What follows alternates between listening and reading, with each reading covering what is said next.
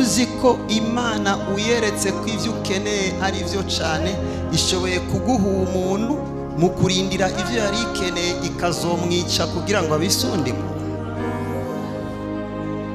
Nikwimeze ndabashingira inama. Igitabo nasomye ni igitabo cha Miriam wa Bela. Kitabu nilisoma cha Miriam wa Bela. Nagisanze mu cyumba. Nilikikuta chumba. Yabahe imyaka 24 atajya atanyura. Aliishi miaka 24. Adatambuka kiretse Imana imuguruye. Yavyarira mu cyumba atamuntu bari kumwe yavyazwa n'abamarayika.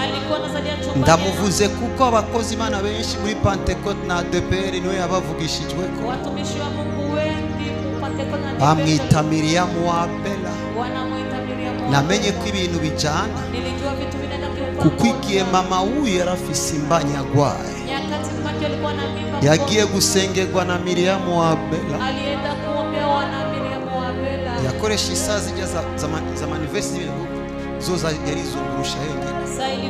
Rafsa wa malaika bane nasavye kugendana na. Alikuwa na malaika ine baramugende. Walimtembelea. Amaze kuva mu mubiri. Alipotoka mwili. Abantu barahinduye. Watu walibadilisha. Kuko abantu baca baguhindura Imana. Maana watu wakakosa. Uko bavuga ko Kibangu ari we Yesu. Kabisa wasema Kibangu ndo Yesu. Uko bavuga. Wanaposema. Dr. Branham yari umukozi w'ukuri ariko abantu barakatisha. Watu walikatisha. Ndasabye imbabazi ni muzonteranye n'Imana ndiho cange nariho Imana igarurirwa icyubahiro. Kenshi abantu bahamagawe ku rugezo rwo hejuru. Mara nyingi watu wakiitwa viwango. Abantu baca bareka kuraba Yesu bakaraba. Watu wanakataa kuangalia Yesu. Iyo basamaye nibabwira abantu Yesu. Wakizuba wasiambie Yesu. Abantu baca bataka. Watu wanapotea. Ndashima Imana ko mfise amakuru ni menshi nkayo kugira ngo sinjanira. Ninashukuru Mungu niko na habari. Mfise amakuru y'umupastori muri Kenya. Niko na habari ya mchungaji Kenya.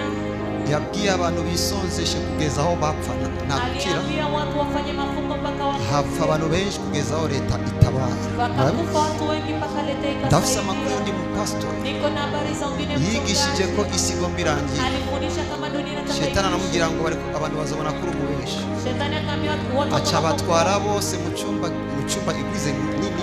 Akawapeleka tu mchumba kanisa. Arababwira ni mugomba ko tugenda kwa Yesu. Eti amtaki twende kwa Yesu. Tufukama dutwaye. Tupige magoti atubebe. Acha baturirisha biroti bose. Akachoma kanisa lote wakafa. Sundi muri Amerika. Niko na umini Amerika. Yakoresha cyane. Alitumikishwa sana. Ariko niyemera kugira abantu bari hejuru uko jani baho. Lakini hakukuwa na heshima kwa watu wako juu kama kisimina mheshimu mzazi wako. Yavuze umukozi w'Imana ntushobora gushika kure utemerera umuntu kumwe kugangamira kugira ngo we.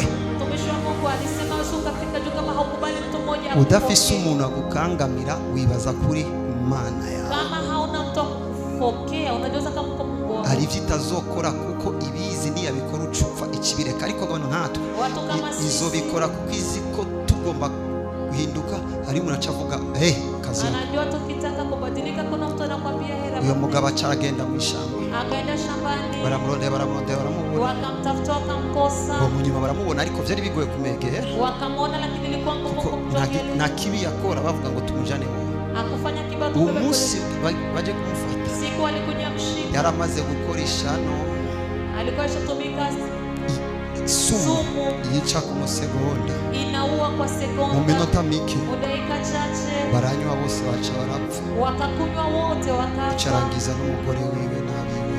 Akamaliza na mke wake na wake. Uzobe maso. Kweni macho.